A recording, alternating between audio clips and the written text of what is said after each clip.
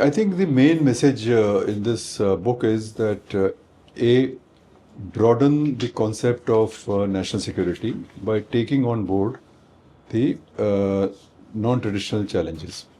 It's high time we did that. That is the first message. The national security planning is to be done by the government in the National Security Council and other places.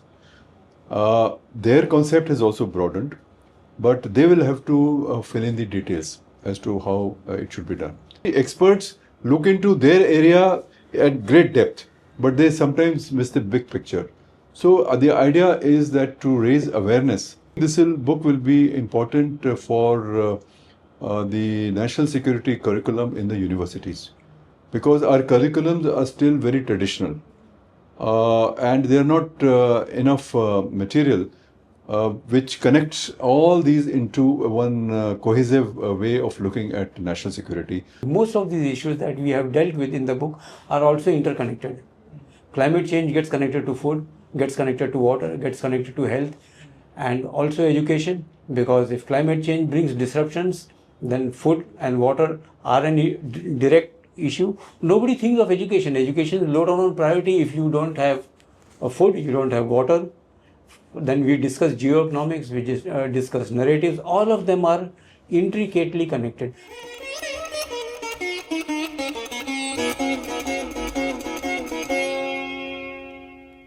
Namaste viewers, welcome to Sangam Talks for another sit-down sessions for the book discussions. And we have with us today the author of this book, The Silent Enemy, Non-Traditional Challenges to National Security, Dr. Arvind Gupta ji. Namaste sir, thank you for coming. And Rajesh Singh ji. Namaste sir, thank you for coming. So sir, first let me introduce you both briefly. Dr. Arvind Gupta ji is a former diplomat. He previously served as the Deputy NSA and headed the Institute of Defense Studies and Analysis, a think tank under the Ministry of Defense. He is the director of a New Delhi-based Vivekananda International Foundation since October 2017. He is also author of several books and continually both Dr. Arvind Gupta ji and Rajesh Singh ji both are quite famous in writing articles. Rajesh Singh ji is a famous author of this critically acclaimed book, Sikh Separatism, Iconic Indians, co-authored with Sanjeev Sanal ji. He is a former journalist, and he's also worked in 2 decades in Goa and Delhi. Also served as media advisor to the former Goa Chief Minister Manohar Parrikar ji. Thank you for coming, sir. So this book, The Silent Enemy, it's not about the traditional warfare we know about, the rogue countries, the neighboring countries who are the adversary for our country, and the diplomatic warfare also. But still there are few things we don't consider to be a national threat. Like you mentioned in this book, like global warming, environmental challenges, and demography changes. So in this context, how do you define this thing, that non-traditional challenge? You see, national security is about protecting the territorial integrity of a country and protecting the sovereignty of a country. Traditionally, we have considered the military threats to be the security threats to a country. So we have a military which takes care of protecting the country. But as globalization has proceeded, as the world has become more interconnected, we find that today almost every aspect of development, whether it's agriculture, food, energy, water, demography, can be weaponized because we are interconnected. We are in a world where big supply chains are determining the trade. Now, trade is of course for development, for economic prosperity, etc. But if some country interferes with that global supply chain, stops this supply of, let us say, critical minerals, as it happened recently with China, then it has an immediate impact on that country's security. The economy gets disrupted. The people do not get the products that they were used to. And there are massive disruptions. And that can boil into discontent in terms of people not getting food or energy or water. And that then can lead to riots, as we saw very recently in Kenya. There were massive riots for the last 1 year on the issue of taxation, and the government had to use force. So the developmental issues, the disruptions in development due to whatever reasons can lead to some law and order issues and even some security problems between countries. Look at the case of Trump, for instance. Today, Trump has imposed 50% tariffs on India. And it is 50% tariff. Why? Because India is buying oil from Russia. So a geopolitical issue has become a geo-economic issue, and which in turn is now leading to massive disruptions in our exports, which means it is impacting employment in our country. And we have to, so these issues today can be weaponized, and that weaponization can lead to security challenges. So the message of this book is that we have to broaden the concept of security. National security has to be seen beyond traditional issues of military, and in that issues of development also will have to be included, so that we have a complete picture of national security, and we prepare for national security threats which now are going beyond the military domain and go to cyber domain, they go to energy domain, economic domain, and so on. So you mentioned about the tariff war. So I will come back to you, sir, about how India is, sustainable on this kind of threats. So I am coming to Rajesh Singh ji. Sir, your views on that. What is the definition as a journalist? What is your view on that? Non-traditional obviously would mean something that is different from what has been considered as a factor of non-security, of national security, which means again the military strength. But as Dr. Gupta said, military strength alone is not enough to understand what national security challenges can be. There are so many other challenges, and these challenges have been evolving over the last few years, and the countries have been waking up and trying to understand and find ways to tackle these challenges. Now, why are they non-traditional? Because you also said this in the beginning, that most people don't connect these issues with national security. Some have already been mentioned. There is geoeconomics, which has just been mentioned. There is climate change, which has an enormous impact on national security. There is food.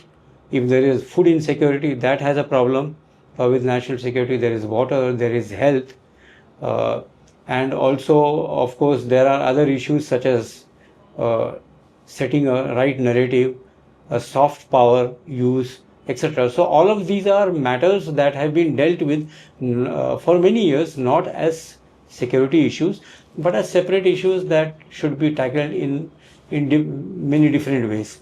But they all, in some way or the other, as most countries, and including India, are realizing, are having a direct bearing on national security. Therefore, now the need is that we take a different approach. We integrate all of these factors into our national security considerations. Like Dr. Arvind ji, well, India also thriving within the setup of this tariff war you mentioned by Trump government. And you talking about disruptions. Well, recent outskirts of Sheikh Hasina in Bangladesh. So there is people are now learning about this deep state. There are few disruptions happening throughout the globe. That there is the disruptions due to this deep state. So how India is strongly preventing this thing, and are we strong enough to prevent this thing and in the global scenario nowadays? See, deep state has been active forever.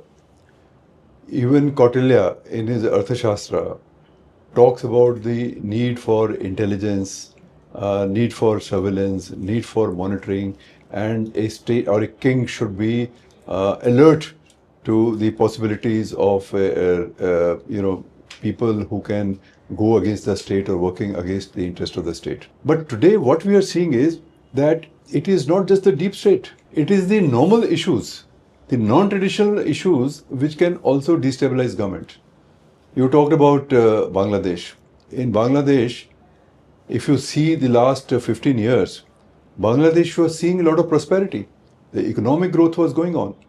And yet, the students came up and they started protesting against the authoritarian style of Sheikh Hasina. And Sheikh Hasina, this is their narrative.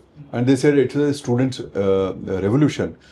So all the economic prosperity which Bangladesh experienced did not stop the people from coming onto the streets and going against Sheikh Hasina. So the quality of democracy became an issue of security. That is, So here comes the demography issue. demography, of course, will always be important because demography can be seen in two ways. Demography can be seen as a dividend or it can be seen as liability. Today, in fact, we have a whole chapter on demography where we point out that demography is destiny. Demography is going to change the geopolitics and geoeconomics of the world over a long period, say 10 years, 15 years, 20 years, 30 years, or even 50 years. If you see the demographic changes which are taking place, the main change that you see is that there is now decline in the total fertility rate in various countries, in Europe, in Japan, in Russia, and even in India. So if the total fertility rate goes down, that means the population growth comes down. And now we are seeing many countries like Japan and Russia and even in Europe and even in China, we are seeing a net decline in population. By the end of 21st century, Japan's population will be half. Of Russia, the population will be half. Europe population will be half. I mean, various estimates are there. Which means the economic situation, the economic structures will change. And they are already experiencing acute shortages. That's why you send large number of people from India are going to these countries as laborers and skilled labor and so on and so forth. So demography will be a very big factor in the geopolitics and geoeconomics of the world. So demography will be very important.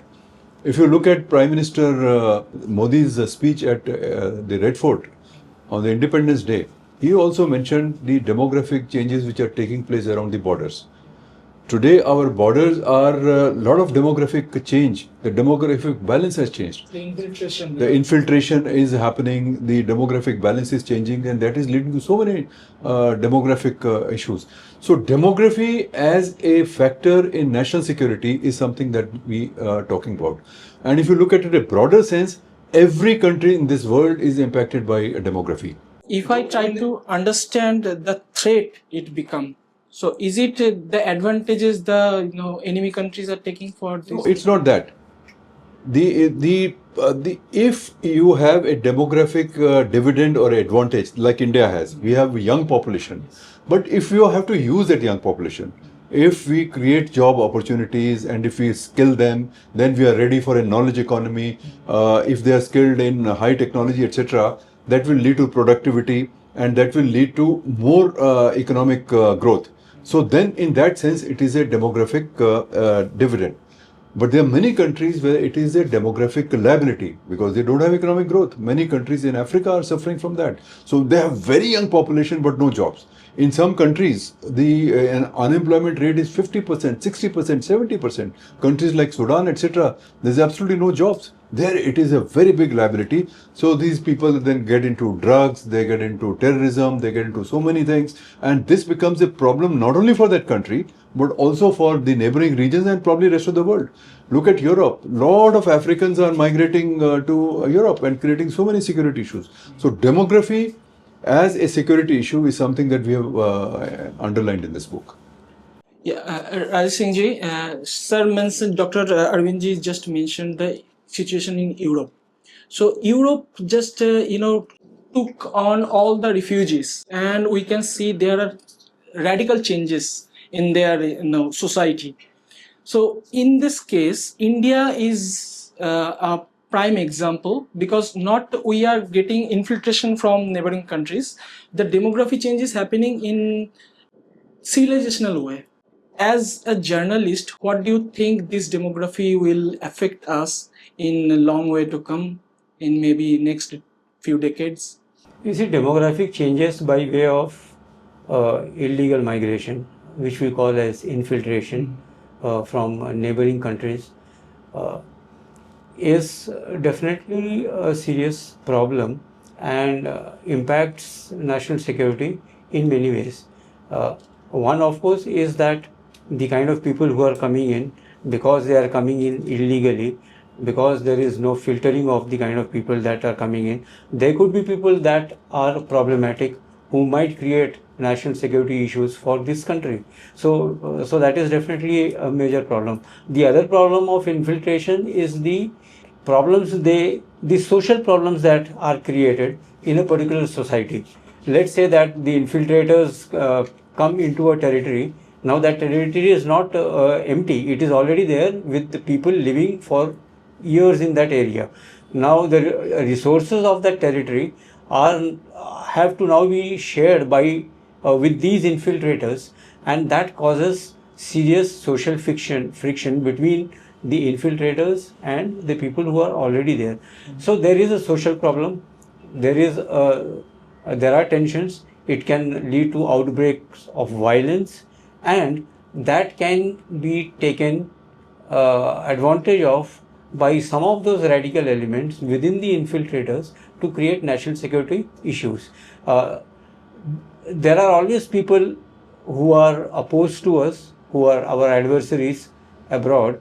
They have their handlers, they can create problems through these people. So you have a social problem and you have a national security problem as well.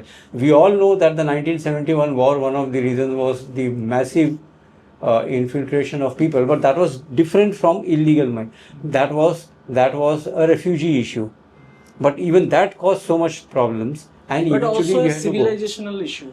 So civilizational issue is the one which I just mentioned to you, that people who come and change the demography of a particular area, the demographic changes can be in many ways. One is the demographic change in terms of ethnicity. It could also be religious. So that demographic change is the civilizational change, because people who are coming in illegally are not part of the Indian civilizational structure. So that is a civilizational issue in that sense. But the major problem from the national security point of view is that when they come in, some of them might be problematic in terms of national security. Some of them may have tendencies, some of them may be radicalized. So all of that issue, brings problems to national security apart from the social issue. So therefore, a demographic change in an inorganic sense is an issue that we must be very careful about. Dr. Arvind sir, you mentioned in your book the climate change, the impact of climate change as a non-traditional, security threat. So, as a expert in global politics, global security, how do you define that? How it's connected to the security threat? See, climate change is having an impact on national security directly as well as through indirect pathways. Direct is that because we are seeing these extreme weather events, we are seeing floods, landslides, forest fires, and so on and so forth. This changes the terrain, the topography, the geography. Our military forces who are, say, located in difficult terrains, whether it's on the sea or on the borders or in the Himalayas or in difficult mountainous areas, a landslide leads to direct destruction of the infrastructure. So that's one way it happens. Then our military and our forces are also involved in a lot of relief and rescue work. So when natural calamities occur, they are getting involved. So more and more of their attention is now going there. So they have to change their way. They have to have more resources. So that is the another way that they The third is climate change today is leading to energy transition. So there is a international focus on which sector consumes what kind of energy and what is the emission from that sector. So today, even in the military sector, the military consumes a lot of fossil fuels and so on. So there is this lot of discussion happening, how much is the emission of the military and how they should change, how they should become green in a way.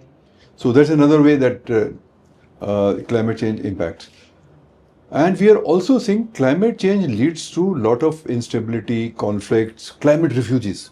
And in fact, India is very vulnerable to climate refugees and climate migrations. Also maybe political global pressure. Yeah, that's what I'm coming to. So climate change is also a very intensely political issue. International discussions happen on how to mitigate climate change or adapt to climate change. So this involves issues of technology, this involves the issue of finance, and these are very, very difficult discussions. And unfortunately, the world is not seeing the results that are desired. We are probably at the threshold of crossing the 1.5 degree threshold for global warming. If that happens, all this impact of climate change will multiply, and it will impact national security as well as development. Yeah, the border security also, you mentioned the different terrains. So we are surrounded by the Indian Ocean. On the borders, what are we seeing on the borders? We have, as I said, the Himalayas. Himalayas are a very young mountain system, and they are already crumbling due to various reasons. We are seeing melting of glaciers. The glaciers and the lakes are formed. The lakes then burst, and then downstream they create a lot of cloud bursts and floods. And a lot of challenges for those. So this creates personnel. yes, and our forces are deployed there. Similarly, in the oceans, there is a coastal erosion that is taking place. The salt concentration in the density of the ocean, salinity as they call it, is also changing. That impacts the working of our naval forces. Then we are seeing that the whole the bases where these people are based, the navy, etc. There is a subsiding of many of these areas.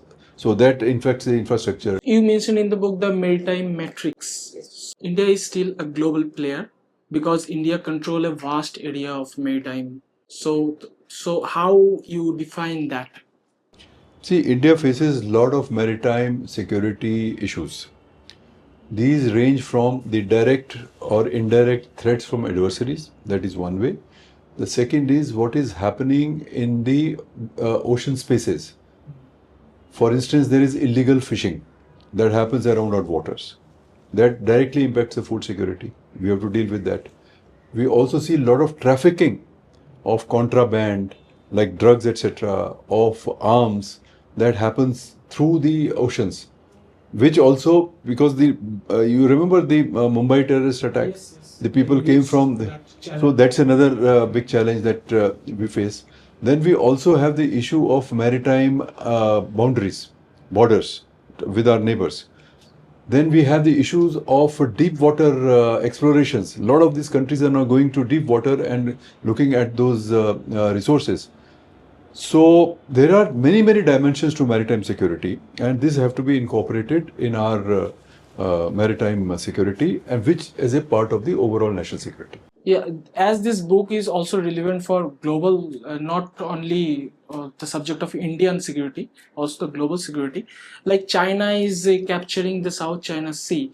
We can't, fathom the concept of it, why they are doing this. So in this aspect, how India is maintaining its. So that's really the question about the Indian Ocean. There are about more than 40 navies who are in the Indian Ocean. We are a central location in Indian Ocean. It is so very important for our national security. The day we lost control of Indian Ocean to the colonial powers, that day we started weakening up. So now we see so many navies are there. So we have to safeguard our borders. We have to make sure that India is not choked. A lot of our trade takes place through the Indian Ocean choke points. And these choke points are today carrying so much of energy and merchandise and so on. And many these choke points are surrounded by very unstable areas, like the Houthis in the Red Sea. You know, they are very active and they are impacting your maritime shipping there. And Indian Navy has been involved in providing protection to the Indian flagged merchant ships to bring the merchandise.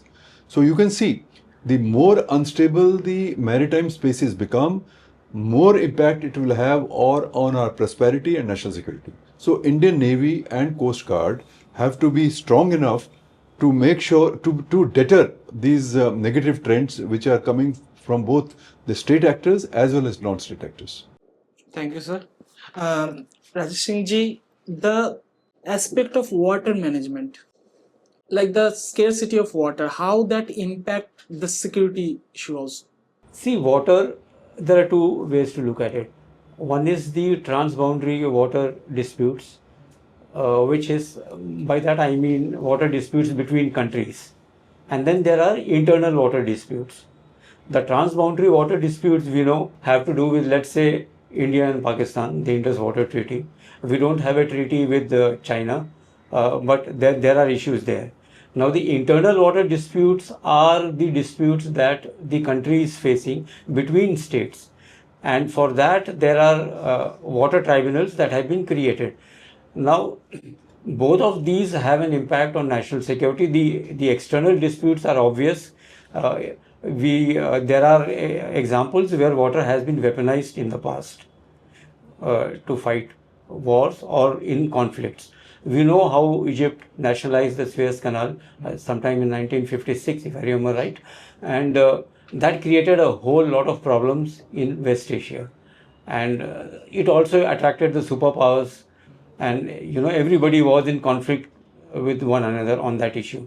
On the Indus Water Treaty, we know what is happening. We have kept that in abeyance, and we are now wanting, if at all we revive the treaty, it will be in terms that will give us a fair amount of water. So, but the internal disputes are also very serious. There have been several water dispute tribunals that have been created.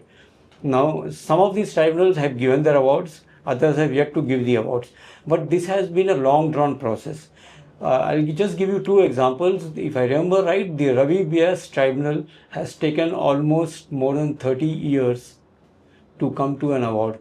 Similarly, there are others that have also, the Kaveri tribunal also has taken nearly 30 years to come to an award.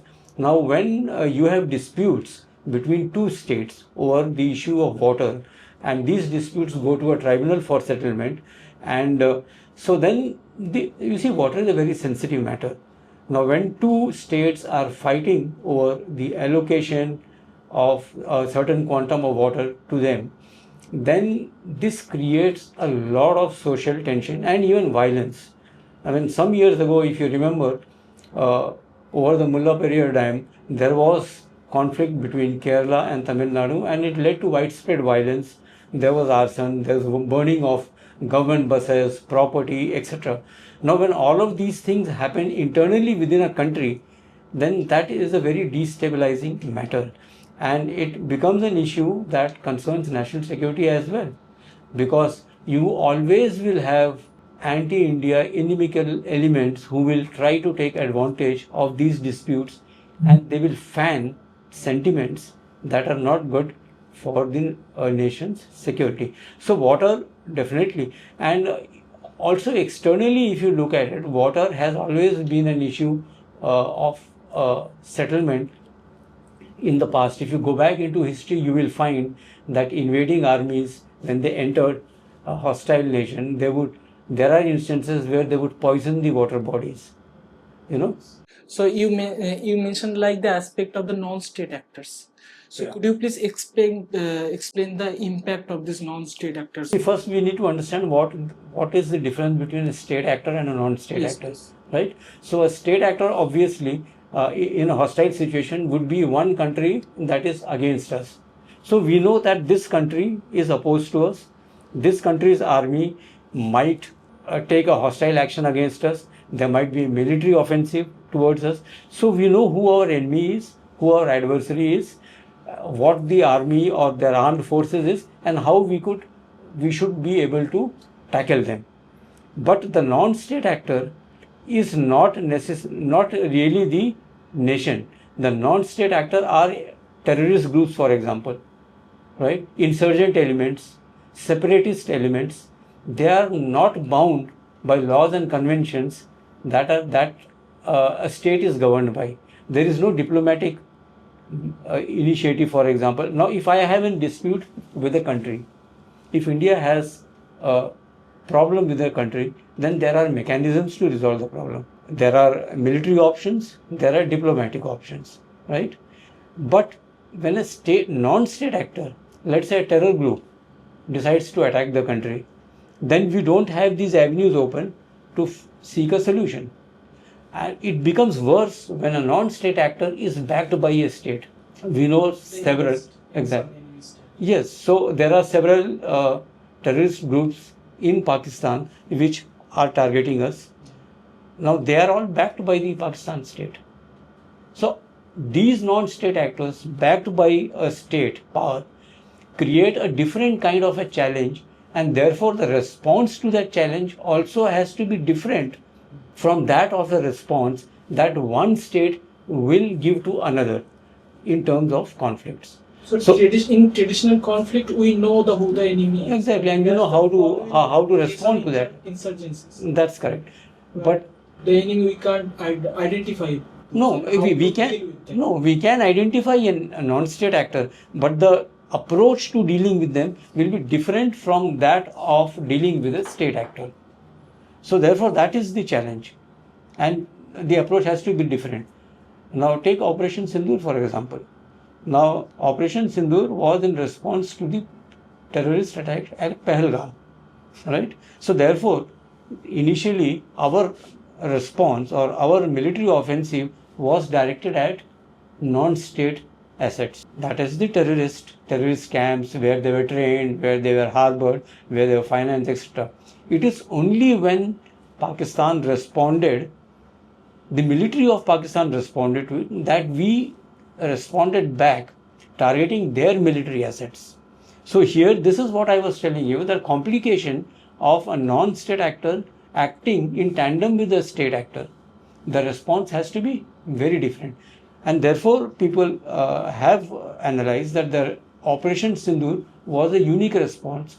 I do not remember, barring the Balakot and the Uri strike, which was very, very limited in proportion, we have never responded militarily to a terrorist strike so far. And we also responded with postponing the industry. Yes, that also was a first.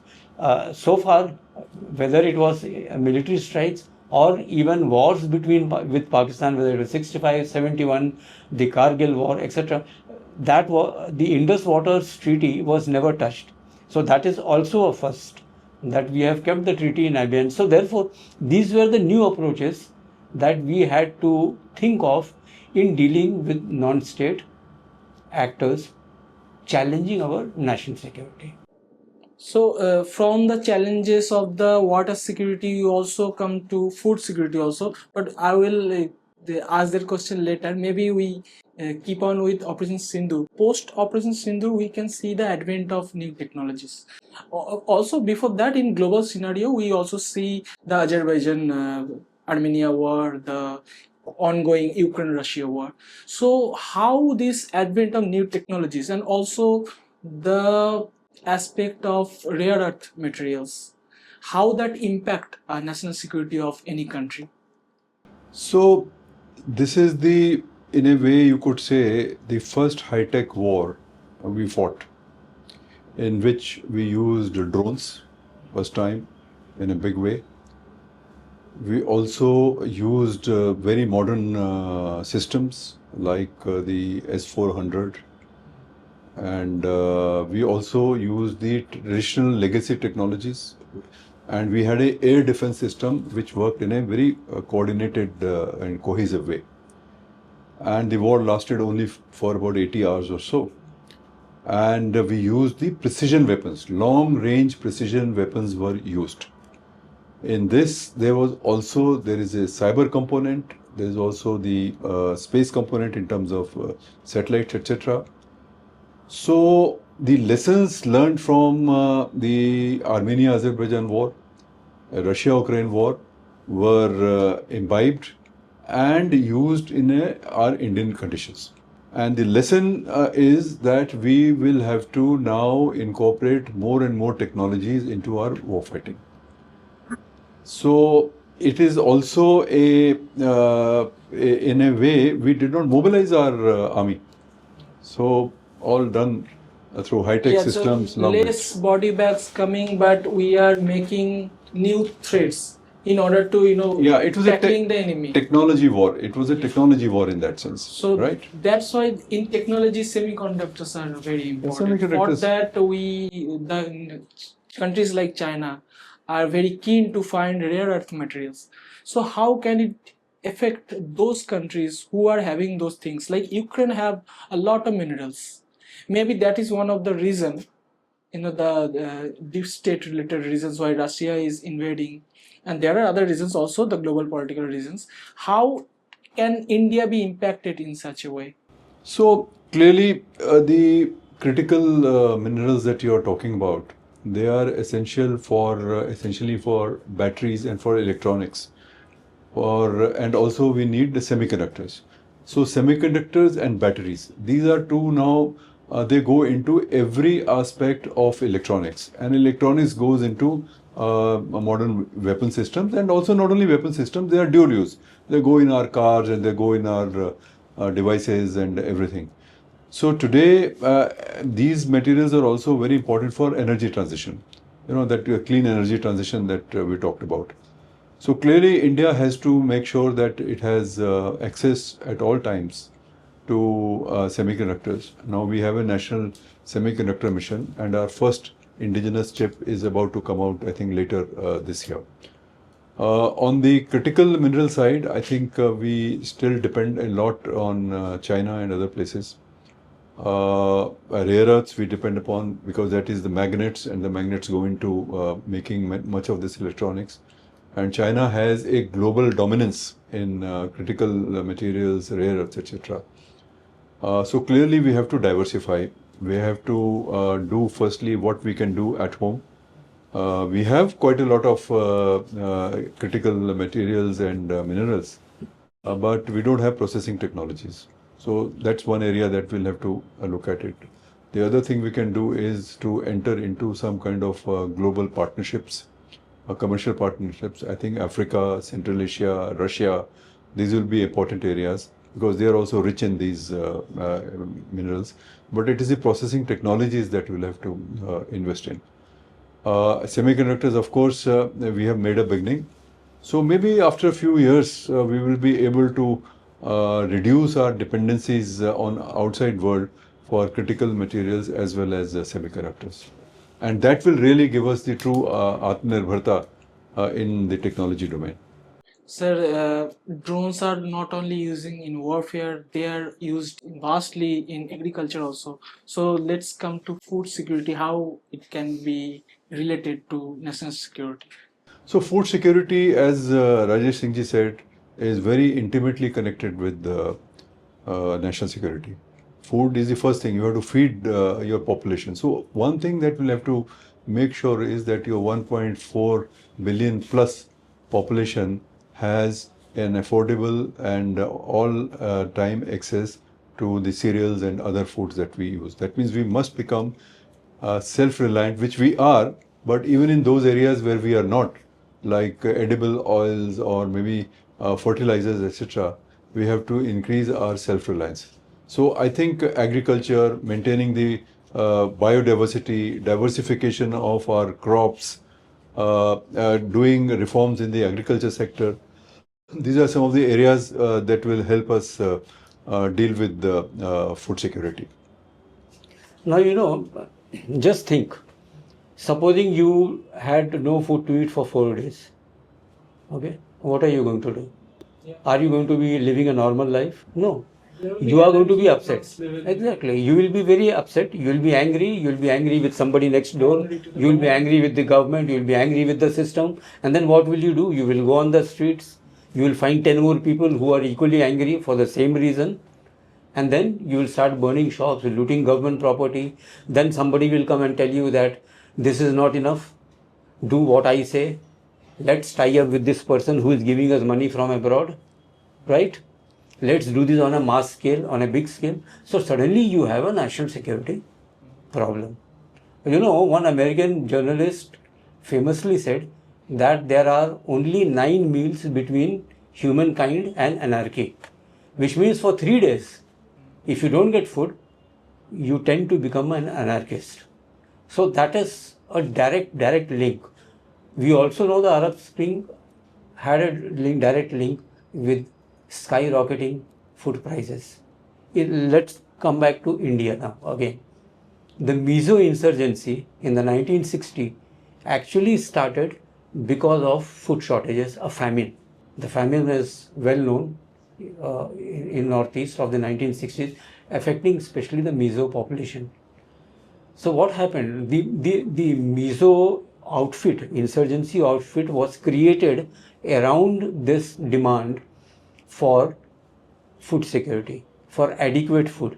It was only much later that the charter of the Mizo insurgency was amended to say independence from India. But it all started with food insecurity.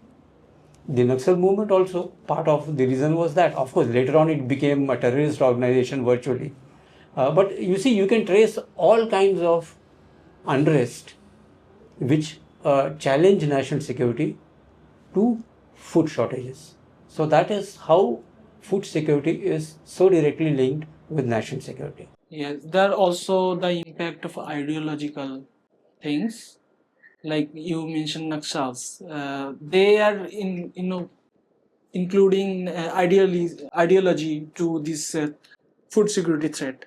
And from mentioning from the Operation Sindoor, post Operation Sindoor, there is also a narrative war that how India is not able to protect their facilities from the parked offense. But we are maybe catching up with that. So the thing is here is the narrative, the aspect of narratives. So how you see that as a threat for countries like India, and how we are coping with it? Yeah, so more than a threat, I would call it a challenge. You see, the war of narratives is as long as narratives began in ages. You see, these narratives are, there are two issues to narratives. One is presenting what is correct from a national security point of view. The other is countering what is being said about us in a wrong way, or a false information. You can call it disinformation, sometimes it is misinformation. So there are two aspects to it. You've said how well we are doing post Operation Sindoor. Now you see that one is promoting facts, the other is countering falsehoods. In the case of Operation Sindoor, I think at one level we did quite well, because we had regular press briefings from the side of the army and the air force, and then later on, obviously we could not present visual evidence while the conflict was on, but after that we have given the evidence. So that fact is very clear as to who suffered, how much they suffered, all of that. But the narrative aspect is the challenge to narrative is not just Indian. It is also how much we can influence narratives globally. That there we need to do a lot more. For example, and narratives are not only set by journalists or by the media. Narratives are set by also academic institutions, researchers. So in this book, you also mentions education, about education, how it can impact the security threats also. Yes, we have done that, and in fact there is a chapter on education and how it impacts security matters. In that we have also emphasized that the right kind of education is necessary. And what is that right kind of education? Modern education, of course. Apart from that, an understanding of our civilizational and cultural values. That is also very important. And because if we understand our civilization and cultural values, we understand the inclusivity of that, then we can incorporate all of that into our educational setup, and then we hope that the people, that are the young impressionable minds, will be given a right direction through that. But here I want to add also one thing. We have talked about education, and you said education and narratives, but education alone is not the solution. We need to also set narratives at a higher educational level, not just at the lower levels, which is why I mentioned all these institutions, academic institutions, the researchers. They have to set the narrative, and there we must play a much bigger role. So wisdom comes not only with knowledge but also the right perspective. Wisdom, Not gullible about your. wisdom does not come only with information. Wisdom comes with knowledge, and knowledge is not just what we learn in the books, but also Awareness. and also awareness, and also what is there in our civilizational and cultural history. That is important, and that is where we need to give a little more attention. So when it's come to, sir, the awareness of our civilizational values, the proper education, how the soft power of India, because India is, we can say, the civilizational state only comparable with maybe China in today's world. China is doing good, but China is not a democracy. So as a democracy, India is the only civilizational state we have, and how this software we can use or to tackle. We heard about all the problems about the national securities, and now if you can give maybe this is the solution, the soft power of India. India is a unbroken living civilization for more than 5,000 years. And clearly, even today, as we speak, without our knowing a lot of what was there thousands of years ago, we still imbibe it. For instance, the Sanskrit language, we use it in our rituals and in so many other ways, and it's a base for so many of our languages. We imbibe those concepts. So soft power of India is huge, it's massive. And the importance is that today in a conflicted world, which is, there's so many conflicts here, violence, the need to bring the world together and to survive this turbulence and the storm which is there, which is fragmenting the world. It is the Indian civilizational value of Vasudhaiva Kutumbakam which offers a solution. So Indian civilization can offer a lot of solutions to today's problems. All this destruction of the environment. Again, we have a respect for environment, we live with the environment. So this basic attribute of Hindu civilization or a Sanatana civilization, which predates Islam, predates Christianity, and even Buddhism, etc. We have this concept of oneness. We have this concept of diversity, and which is all interconnected. So we value diversity, and yet there is a cultural unity. And in this framework, we have developed a lot of knowledge systems. Ayurveda being one, yoga being another, and these language models that we have, various languages, that being another, and the vast philosophical, metaphysical, and scientific literature that we have generated. All this we have forgotten. But all this is perhaps relevant today, relevant in the sense that we can learn a lot from it and adjust it to the modern conditions and apply it to today's problems. So that is where India's soft power lies. And I think the way to go way ahead is that first of all we must realize we are like the Hanuman who have forgotten our civilizational strengths, because under the impact of colonial rule, under the impact of these new technologies which emphasize essentially materialism over spiritualism, information over knowledge or wisdom, we have forgotten that these are the values which link us together. So these values are still relevant. So India has a lot of soft power and we should use it and apply to modern problems. See, it is not enough to say that we had this, we had that 2,000 years ago, 3,000 years. But how is it relevant today? And the proof is that it has kept India together. It is this culture, it is a civilizational ethos that has kept India together, which has huge diversity. And it is a respect for diversity, but yet a cultural unity. So that is our soft power.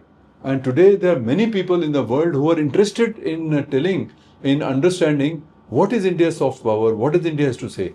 And this was in this context that Vivekananda talked about India being a Vishwaguru.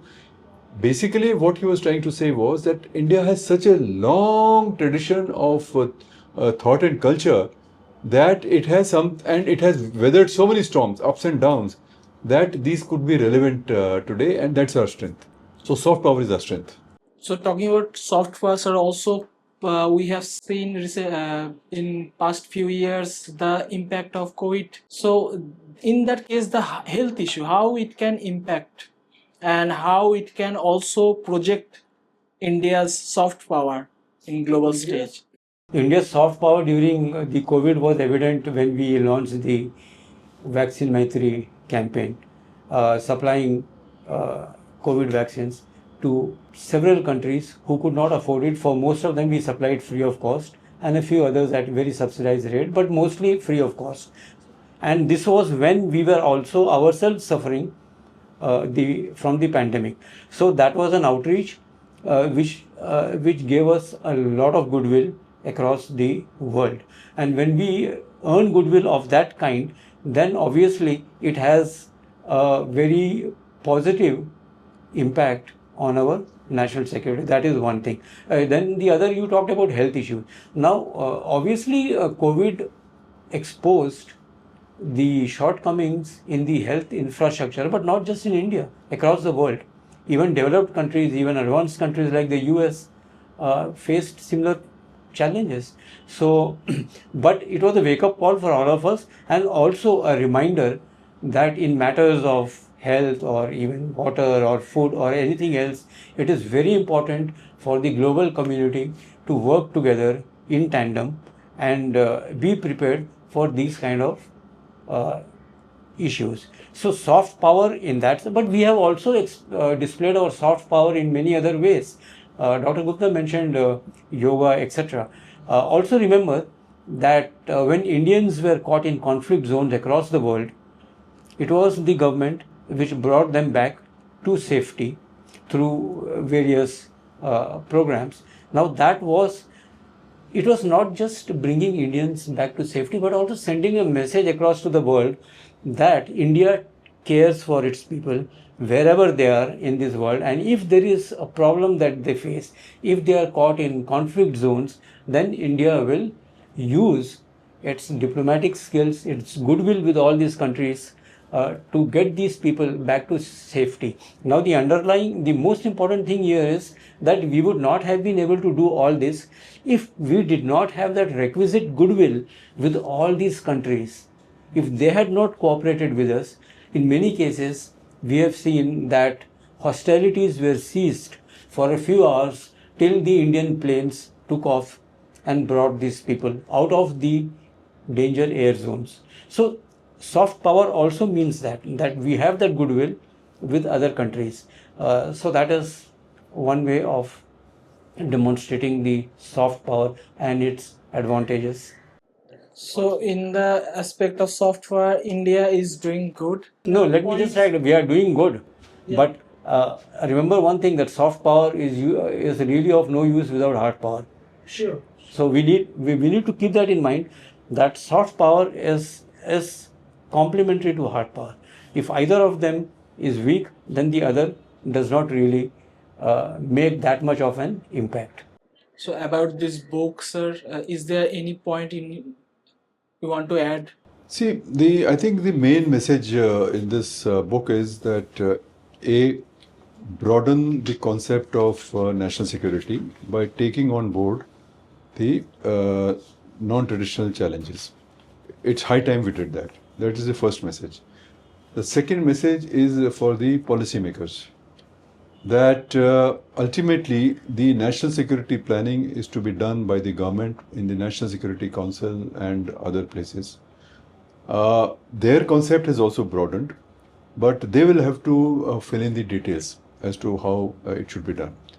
And the third aspect of this book is to raise awareness. So that the common people, the students, and even experts, you see, experts look into their area at great depth, but they sometimes miss the big picture.